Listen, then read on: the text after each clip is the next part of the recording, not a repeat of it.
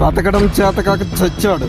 అలాంటి మట్టి పిసుక్కున్న ఎదవలకి అప్పులిచ్చి నేను ఎదవనయ్యాను. ఆడు పోవడమే కాదు, వాడు పోతూ పోతూ పోతూ నన్ను ముంచిపోయాడు. ఒరే,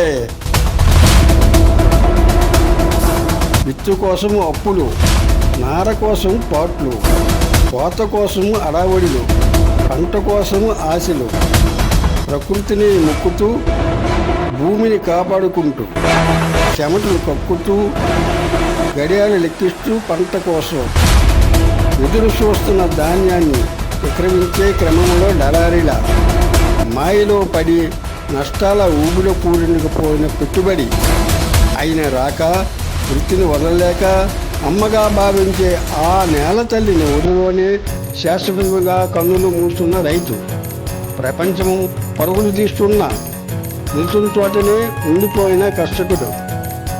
ఒరే, ధనము మాయలో మనము నేడు, బ్రతుకుదాము రేపు ధనమే ఆహారంగా.